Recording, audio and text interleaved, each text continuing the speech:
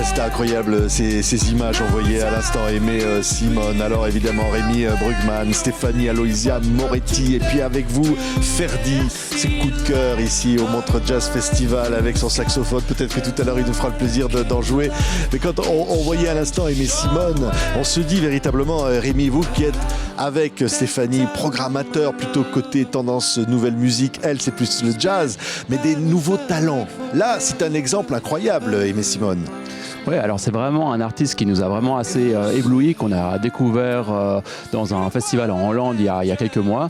Et on aime bien rester vraiment curieux, écouter beaucoup de musique, aller écouter des concerts. Et là, ça a été vraiment un coup de cœur, vraiment en live. Ouais, ces projets Spotlight, ça veut dire quoi? C'est qu'en fait, vous accompagnez un coup de cœur comme ça, et puis voilà, ça continue l'aventure. C'est ça, je pense qu'il y a certains artistes, on essaye d'avoir vraiment de mettre le doigt et vraiment de se dire ok, est-ce que lui a le potentiel d'aller plus loin. Donc il y a vraiment toute une recherche assez globale. Donc, et ensuite avec notre plateforme, avec Spotlight, de vraiment permettre à ces artistes d'aller plus loin. Oui, on voyait les images qu'on voyait à l'instant avec le logo Montreux Jazz Festival, le label comme ça, magnifiquement filmé. C'est important, Stéphanie, vous qui avez été une collaboratrice de Claude Nobs, le fondateur il y a bientôt 60 ans de ce Montreux Jazz Festival, vous qui êtes tellement passionné de jazz, voilà, votre dernier protégé il est là. Hein.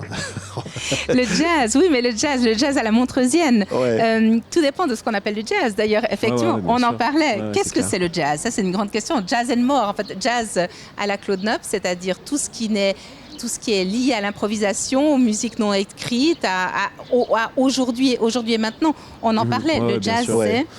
Pour moi, c'est en perpétuelle évolution. Je pense que c'est ça aussi le grand truc. Pour nous, les nouvelles générations, moi, j'ai étudié au conservatoire et en même temps, j'ai toujours été assez multiple dans ce que j'écoutais, dans ce que je voulais produire. Donc, c'est vrai que pour moi, j'aurais pas envie de me décrire comme un jazzman, et en même temps, je pense que je suis jazzman moderne.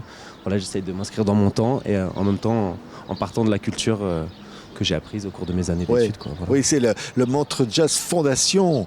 Ça, c'est quelque chose aussi. C'est de dire, il y a derrière tout ça quelque chose qui pousse comme ça pour les artistes de demain et d'aujourd'hui. Effectivement, mais il faut se rendre compte que quand le Festival de Jazz de Montreux a eu ce nom-là, c'était donc il y a presque 60 ans. À l'époque, il y avait des festivals classiques. Il y avait un tout petit peu de festivals rock et pop, mais en même temps, en fait, le jazz, ça renfermait en fait tout un courant culturel, plutôt une émergence, une manière de penser. Et je pense qu'effectivement, maintenant, le jazz est devenu dans un carcan. D'ailleurs, depuis qu'il est protégé par l'UNESCO, on a l'UNESCO Jazz Day. Donc, pour le protéger, il a fallu le mettre dans un cadre. Et du coup, voilà la question. Maintenant, on peut faire du jazz ou pas du jazz. Maintenant, on est en train de devoir se justifier de faire quelque chose en disant est-ce que c'est du jazz ou pas? En l'occurrence, c'est vrai que ces cloisons-là, elles sont assez dures à endurer, même surtout pour un jeune artiste quand tu commences. C'est un peu des barrières, donc on essaye de casser. Voilà, moi, après, c'est la chance. C'est aussi au fil des rencontres qu'on arrive à avoir une vision. Moi, je sais que j'ai un ami, Bézo, trompettiste, c'est une rencontre qui a été décisive, qui m'a donné vraiment une vision beaucoup plus précise de ce que je voulais faire à la frontière entre plusieurs mondes. Oui, avec par exemple une collaboration avec Sofiane Pamar, très importante parce que voilà, ça c'est aussi des choses qui sont nées ici. Hein. Ouais, je sais. Sofiane, c'est son festival préféré. Moi, quand on s'est rencontrés, c'est un des premiers lieux dont il m'a parlé. C'est un lieu qu'il apprécie et il m'a toujours dit, c'est marrant parce qu'il m'avait dit, Ferdi, t'as ta place à Montreux et un jour t'auras la chance d'être sur sa scène, crois-moi. Et donc cette année, lui m'invite, mais il y a 6 mois, il me dit bon, cette année j'y retourne, tu viens avec moi. Et en fait, 2 mois plus tard, je reçois un mail justement et je me dis j'étais vraiment très surpris. On va voir des images encore, quelque chose qui accompagne, qui montre comme ça des images formidables d'artistes nouveaux. Et Rémi, c'est une quête permanente de se dire voilà, ça c'est les pépites de demain, ce sont les artistes qu'il faut aller chercher, comme ça qu'il faut amener ici, et puis voilà. Complètement. Alors c'est vraiment, il y a le monde de la musique est tellement vaste maintenant, il y a tellement de musique qui sort, tellement de choses intéressantes. Donc voilà, je pense que en tant que marque, on va dire, de Spotlight, pour nous c'est aussi un peu guider une certaine audience, de leur une sorte de marque de fabrique, de confiance aussi, pour que vraiment le public sache aussi comment s'y retrouver avec toute cette musique. Donc on espère justement que le public peut nous faire confiance avec Montreux Jazz Spotlight. Ouais, c'est un autre, c'est Hermanos Guterres. C'est magnifique. voilà, Hermanos Gutiérrez ou Sofiane Pamar, on en parlait aussi. C'est des artistes qui ont joué plusieurs fois au festival. C'est des artistes on a plusieurs plateformes avec Montreux Jazz Spotlight. On a des artistes à garder à l'œil pendant l'année à venir. On a des playlists, on a ces sessions qui sont filmées. Donc en fonction du profil des artistes, on les redirige vraiment plus sur une plateforme plutôt qu'une autre. Et l'aide est aussi un peu adaptée en fonction de leur profil et de ce qu'on imagine et de ce qu'on espère justement comment leur carrière va pouvoir évoluer. Oui, c'est magnifique, voyez ces images, hein, Hermanos Gutiérrez. Mais Stéphanie, vous qui êtes là, on va le dire un peu aussi une forme de mémoire de ce festival, avec tout ce que vous avez vécu avec Claude Nobs et tous les autres, vous dites non mais là aujourd'hui il se passe des choses encore très fortes par rapport à tout ce qu'il y a eu avant, parce qu'on pourrait dire avant il y avait des choses incroyables et des noms incroyables, mais là maintenant il y a des Miles Davis de demain, des Quincy Jones de demain qui arrivent. Mais bien sûr, d'où l'intérêt justement de ne pas enfermer les musiques dans des styles, parce qu'effectivement il y a d'autres intérêts. Il y a bien sûr les instruments classiques qu'on connaît. Maintenant par exemple il y a toutes les personnes qui ont cette virtuosité qui leur permet effectivement d'aller, de rebondir, parce que c'est ça l'intérêt. Bien sûr qu'on peut être un musicien dans sa cuisine qui est complètement autodidacte, mais qui a peut-être pas toujours tous les outils en main.